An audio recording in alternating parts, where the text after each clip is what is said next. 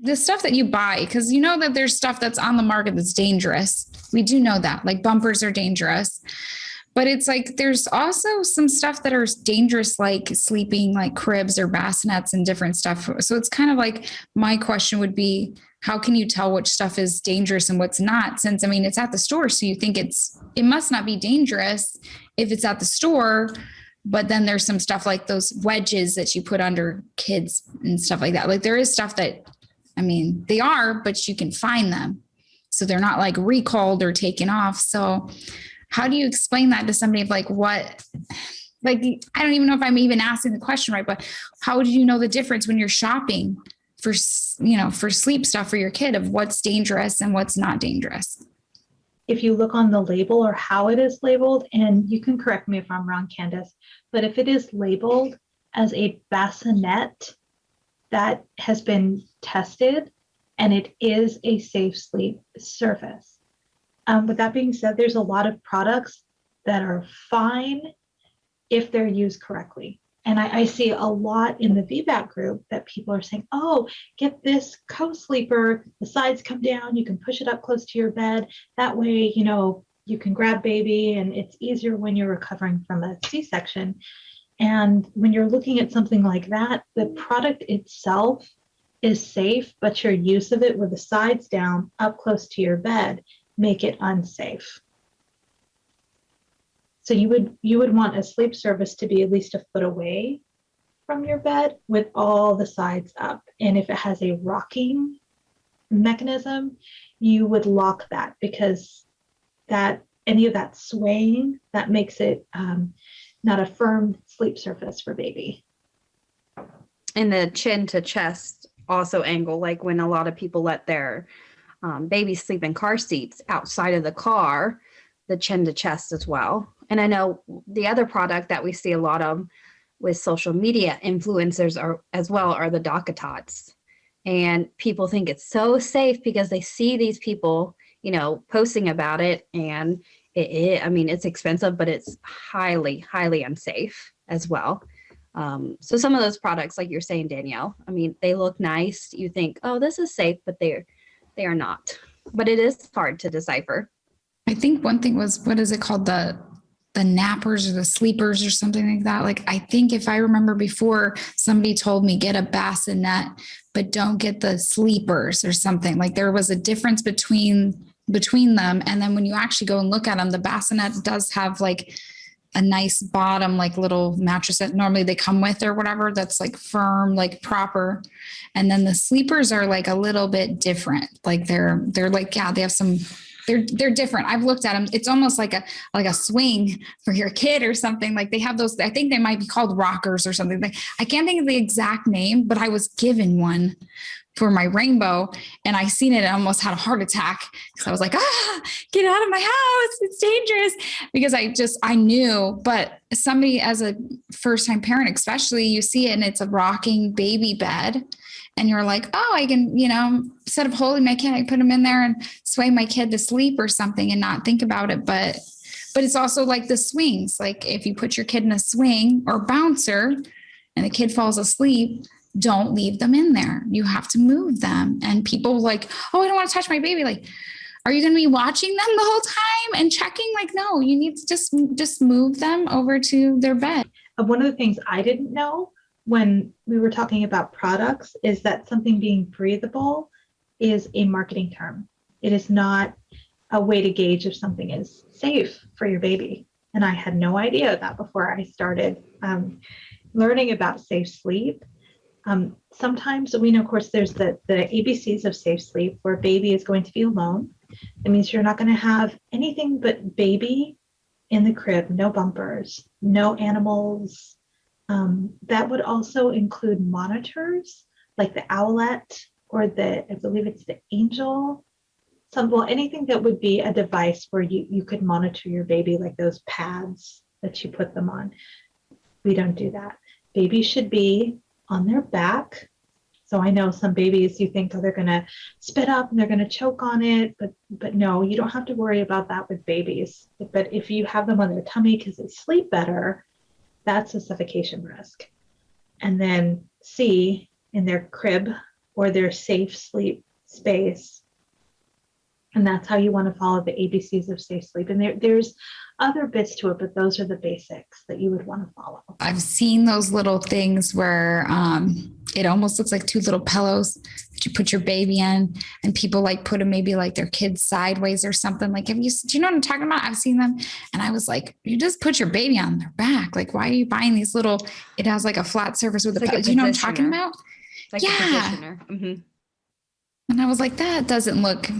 It looks scary. I think it's to keep them, they think it's going to keep them, still in the middle and like in there. So they're not rolling, but it does, that's a suffocation risk as well. Mm-hmm. Yeah.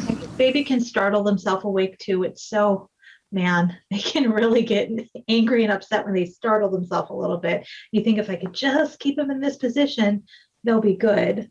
But yeah, anything like that, the wedges, the positioners. Trying to think what else we see a lot of that people think, oh, that's okay. That's okay for baby. Trying to think. Little blankets, even just because they always think they're gonna get cold, but the blankets actually pose a lot of risk in the crib. And they talk about layering. My youngest, he's past the baby age, so I'm not aware of all this, but layer your child when they go to bed. And the swaddling can happen, but I don't know if like it has to stop at a certain age or when they start to roll as well. So, right. So for swaddling, that needs to stop absolutely by 8 weeks. But if your baby start to get that roll or they're turning, then that has to stop. And I know that's hard because they sleep better when they're swaddled sometimes. I know mine did up until probably 6-7 weeks. He wasn't having it anymore, so that was an easy fix for me. But some people have gone through every single thing, and oh my goodness, the 4th trimester with your baby and they're not sleeping and you're tired. You'll do anything to get your little one to just get some of that sleep. So I do get that. But anything that is weighted, like a weighted sleep sack even later, or the swaddles, it's the Velcro ones, right? And you can't use those because that's another risk for baby. There's so much to learn. I know, especially with as many products that we have on the market today. I think there was a discussion the other day about, it's a protection measure to offer your child a pacifier, even if they don't end up using it, to offer it to them reduces their SIDS risk. But there's the cute little ones with the animal on it. Mm-hmm. And that too, you can't use those. And I didn't know that my kid was really into his Wubbanub, and I had no idea. And it's kind got of the easy, blanket when on you their give it to face. them, they can hold it or find it too when they get older, or it just kind of positions it. And that's just, you want to for them. love it, but you can't. You're not supposed to. Yeah. So what about the sleep sacks where their arms are out? Because now they're rolling. Are those fine? I know very little about this topic, as much as I want to. I was told that they were. That's how I do know that they were. Once he got to a certain point with the swaddling, where it's like you didn't have arms. As soon as they start kind of pulling their arms out, that's another thing babies do kind of on their own, like really relatively early, actually, before we even think like they're done swaddling, you'll start seeing a fist or you start seeing an arm stretch out. And I think it's their sign of like, they don't want to be swaddled anymore. We want them to be swaddled because we think they're being slept, like, oh, they sleep so good. But you can get them the little sleep sack things that literally it just buttons up like their pajamas. And there's another thing when you're talking about layers, they can have their little footed pajamas on with all their stuff or whatever. And then just, you can zip them up or whatever and has a button on top, just like their other stuff. So it's like, so you're layered so you don't have to put a blanket. Sleep sacks, they are safe from birth. If you can find one that fits properly, one of the important things is it has to fit well around the neck. So you shouldn't be able to pull the neck hole over the nose and mouth. So it should be coming up like this, because that would be a risk. But if you can find one that fits your baby from birth, it's okay to use it. You can even have your 4-year-old in a sleep sack because they are safe, because they're okay to roll in. You don't want ones that are tight around the chest, because they have the transition swaddle sack things, but that's a risk. You don't want that. And you don't want any of the ones that are weighted, because that is also a risk. And you need the sleep sack to be long enough so your kid can stretch out their legs, and then it's got to be wide enough for them to be comfortable too, so they can get their little hips up, because you don't want their hips to have problems. Oh yeah, no swaddling too tight.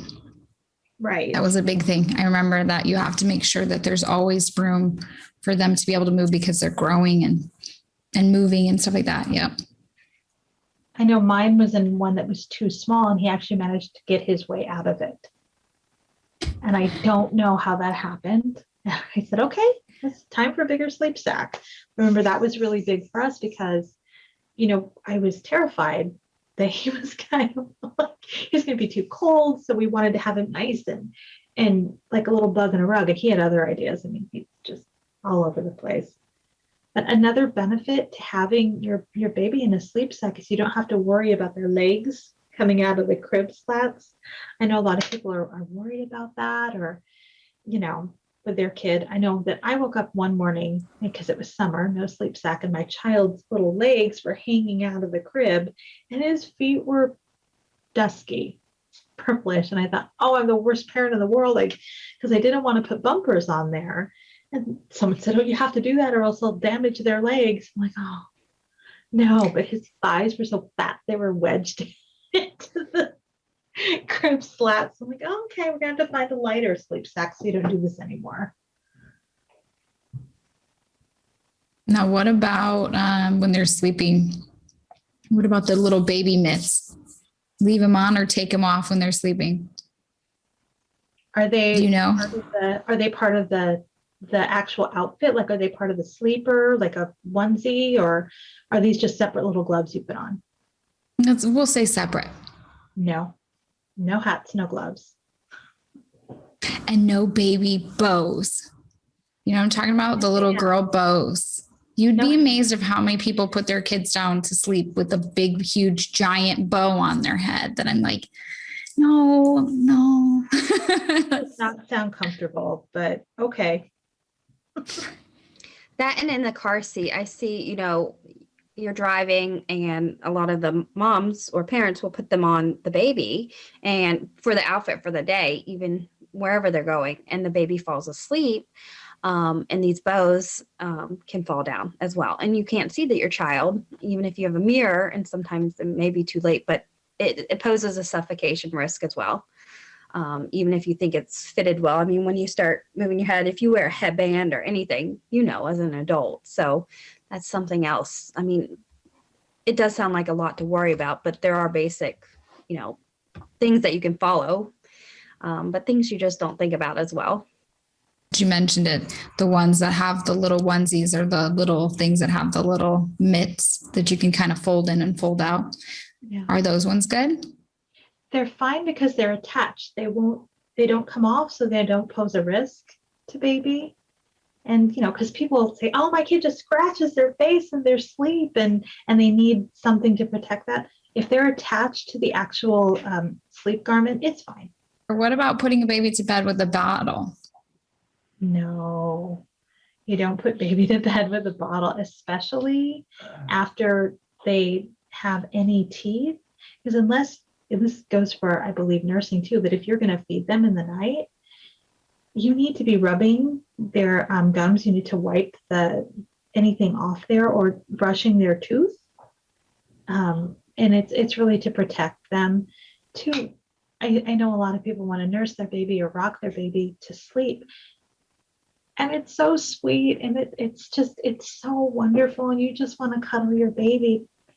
But the most important thing you can do for your child is to help them to develop good sleep habits. And that can happen from day one where you work on it. Just helping them to self-soothe, having a routine where you know that if they're fussy, you're going to do this.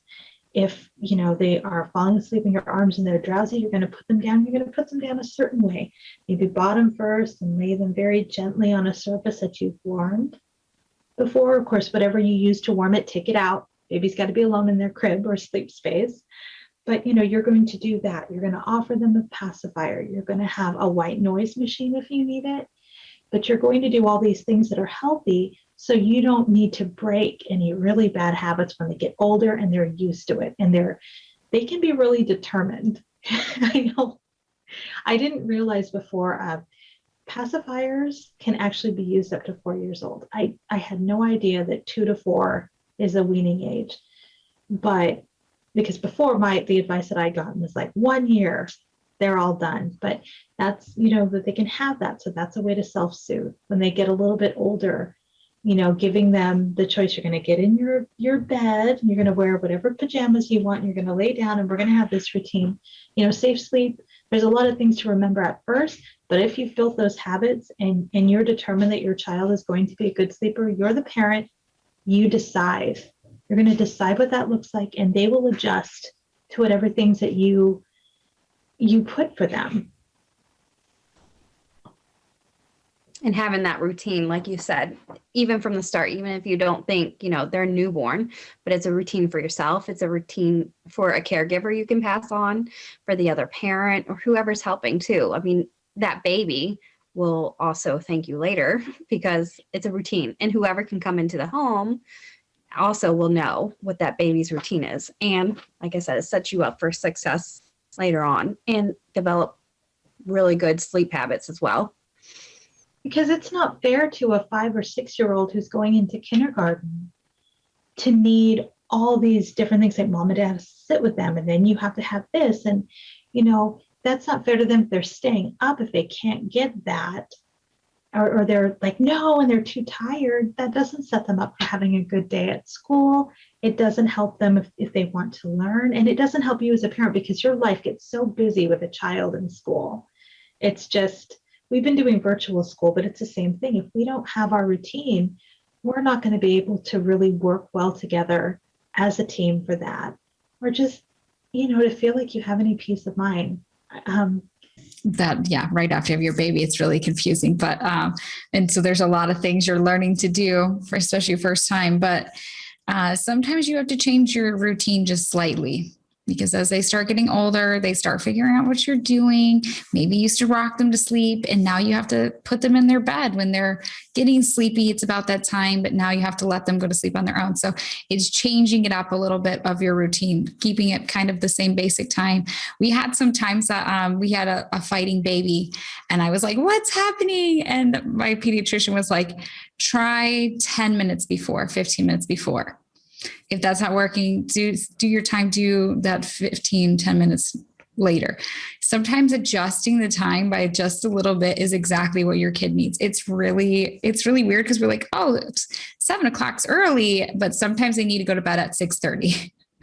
7 o'clock is actually too late. Now they're overtired and now they're mad at you. So, it's like sometimes you have to tweak and adjust what you're doing, just little bits when they start like changing and teething and things are going on. Now they're doing foods that are different. Like there's a lot of new stuff happening in their life. And it's a lot of like changing, like, oh my goodness, I can't remember how many times, like every few months, I felt like I was going through another sleep change with my kid and having to try adjusting a different thing. And I remember blacking out the windows for nap time because if it wasn't like dark, they didn't want to take a nap.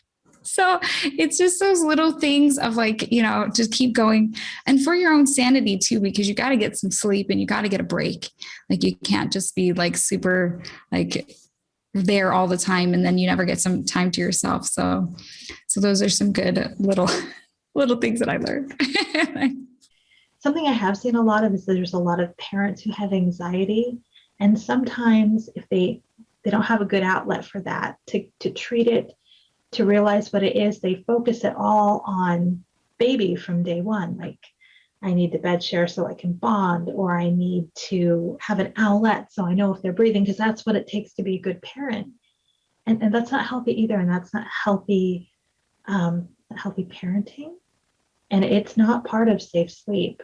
So it's good to know what things are so you can focus on that. And if there's something going on with you, if you're anxious, if you're upset, it's really important to get those things in line to help your child too, because you'll sleep better, your child will sleep better.